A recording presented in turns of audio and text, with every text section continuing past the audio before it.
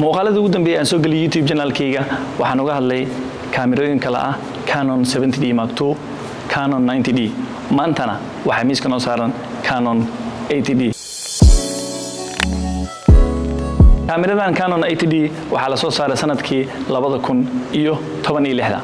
waxaan sheegi doonaa maanta 5 qodob oo ay kaamiradan Canon 80D ku fiican tahay. Number 1, Canon 80D waxay ku fiican tahay cabirkeeda iyo sida loo qabsanayo. sababtoo ah Canon 80D waa ka yar tahay kaamirada ka dambeysay ee ah Canon 5D. sidoo kale waa ka weyn tahay kaamirooyinka yaryar ee horteed soo baxay. sidoo kale kaamiradan waxay ku fiican tahay markii aad rabtid inaad bedesho ISO-ga, shutter speed-ka iyo sidoo kale aperture-ka. waxay ku leedahay botomada banaanka oo ma u baahnid inaad setting kala sii gashid si aad iskaga saxid ISO-ga, shutter speed-ka iyo aperture-ka. saddexdaas oo ah kuwa ugu muhiimsan markii aad kaamira setting gareynaysid oo aad rabtid inaad muuqaal ku duubtid ama video ku duubtid. haddii aadan fahamsanayn waxay kala yihiin shutter speed, ISO iyo sidoo kale aperture, waxaa jiro video aan uga hadlay sida loo isticmaalo kaamirooyinka casriga ah ee Canon. waxaad ka heli kartaa YouTube-kayga oo ay ku qoran tahay sida loo isticmaalo kaamirooyinka DSLR ama linkiga wuxuu yeelaa qaybta commentiga. sidoo kale Canon 80D waxay ku fiican tahay kaamiradeeda waxay leedahay screen-keeda oo meesha aad u jeedi kartid. sidoo kale waxa ku duuba kartaa vlogging marka aad rabtid inaad soo bisid. qodobka labaad Canon 80D ay ku fiican tahay waxay leedahay wax la yiraahdo good connectivity oo maaragtay waxa ku xiriiri kartaa dhinaceeda bidixda markii aad furtid 5 qalab oo kala bedelan taasoo ku suurtagelinaya inaad xogtaada meel kale u sii gudbisid oo ay ka mid yihiin meesha microphone laga geliyo iyo sidoo kale headphones-ka meesha ay ka galayaan. sidoo kale Canon 80D waxay leedahay NFC wireless connectivity kaasoo macnaheedu uu yahay kaamiradaada inta meel dhigtid waxa ku xiriiri kartaa mobilkaada si wireless ah haddii aad rabtid inaad kaliya masawir iska qaadid. qodobka saddexaad kaamiradan ay ku fiican tahay waxay tahay focus-keeda oo ah mid kaliya ah gaar ahaan markii aad masawir ka qaadaysid wildlife-ka duurjoogta ama sidoo kale aad masawir ka qaadaysid ama muuqaal ka duubaysid duurjoogta ama eventiga markaad duubaysid waxay ku fiican tahay inay maaragtay si qurux badan kuugu soo gudbiso. waxa ayna leedahay 45 dhibcood oo aad kaamiradan focus-keeda ku saari kartid meel walba aad rabtid. haddii masawirka dhexda yahay, hadduu geeska yahay, haddii maaragtay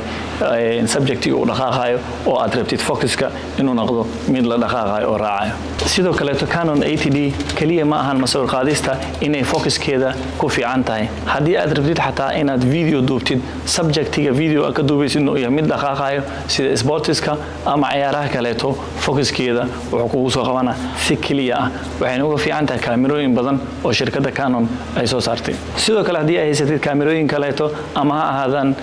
Canon ama ha ahaadaan Sony ee soo baxay sanadkii 2016 iyo wixii ka dambeeyay image quality-gooda uu ka fiican yahay kaamirooyinkii ka horeeyay. qodobka afaraad Canon 80D waxay leedahay wax la yiraahdo weather sealing. weather sealing macnihiisu waxay tahay haddii aad kaamirada meel banaan ah aad muuqaal ku duubaysid oo roob soo da'o, roob sheexa oo soo da'o, kaamiradas duubisteedu waa sii wada kartaa sababtoo ah biyihii kaamirada marka galayaan. laakiin ha isku qaldin waterproof iyo weather sealing. waterproof waxay tahay saacadaha aan biyaha gelin oo kale tusaale oo xataa DB lagu dhaxrid aan biyaha gelin. laakiin kaamiradan asaas ma ahan oo ha ku baroobeen inaad biyaha iska dhaxridid oo ka galayaan. sealing waxa laga wadaa roob sheexa hadduu ku soo da'o muuqaal dhameystiraysay waa ku sii dhameystiri kartaa oo biyaha dhibcaha yariiska wax kama dhibaan. sidoo kale ha iloobin maadaama kaamiradan weather sealing ay leedahay lensiga ku xiran hadduu yahay mid caadi ah oo roob shuuxa banaanka soo ka daaya muuqaal aad tiraahdo si duub maadaama kaamiradan ay leedahay ha ku qaldoomin waxa dhacayso in lensigaas uu ka halaabo. sidaas awgeed waxa laga maarmaan ah markaad rabtid inaad cimilo roob inaad wax ku duubtid oo weather sealing-kaas kaamiradas aad isku haleynaysid. sidoo kale lensiga kaamirada ku xiran asagana waa inuu noqdaa mid weather sealing leh. qodobka shanaad ee kaamiradan Canon 80D ku fiican tahay waxay tahay ayadoo maaragtay Canon crops lensigeeda lagu dhisay inaad ku xiri kartid intaas oo lens boqolaal lens oo kala bedelan oo kala cabir ah inay ku suurtagelayso haddii aad kaamiradan Canon 80D haysato. sidaas awgeed waxa haysataa camera qaali ah oo qiimo leh maadaama intaas oo lens oo kala bedelan ka bilow lensiga ugu yar oo 50 mm ah ku geey ilaa kan ugu weyn 300-500 mm ah kuwaas oo lagu duubo ugu yaraan 1 kilomitir shimbir geed saaran lagu soo qaban karo in kamerada lagu xiriiri karo waayahay mar haddii aan ka soo hadalna faa'iidooyinka leedahay Canon 80D waxaan soo gaarnay waxyaabaha ay ku liidato kameradan waxaana ku soo kooba laba qodob koowaad ay kameradan ku liidato waxay tahay markii aad rabtid video inaad duubtid kuma duubi kartid muuqaal 4K ah oo kaliya kameradan waxay ku duubay full HD video laakiin nasiib wanaag software editing casriga la soo saaray waa kuwa caaqil ah oo smart ah waxay ku suurtagelinayaan haddii aad tahay qof haysta Canon 80D oo aad muuqaalada full HD aad ku duubtay in markii editing aad subinaysid aad 4K ugu bedeli kartid tusaale haddii aad haysatid DaVinci Resolve Video Editor waxa uu leeyahay function la yiraahdo super scale kaasoo ku suurtagelinaya muuqaalkii aad ku duubtay full HD inuu kugu bedelo 4K video wuxuu kugu subinaa waxa la yiraahdo upscaling oo muuqaalkii aad ku duubtay full HD wuxuu kaaga dhigaa 4K qodob labaad haddii aan soo qaato waxa uu yahay kameradan sida Canon 90D ma qabto image stabilization build stabilization macnaheedu waxay tahay muuqaal haddii aad gacan ku duubtid oo dhaqdhaqaaqay kameradan muuqaalkii mid degan kaaga ma dhigayso sidaas awgeed si lamid ah Canon 90D waxaad ku qasbanaanay in markaa rabtid muuqaal gacanta inaad ku duubtid in kameradan aad u soo gadatid lens sidoo kale leh stabilization build ugu dambeyntii waxay ku liidato Canon 80D waxa kamid ah ma lahan sida Canon 7D Mark II dual memory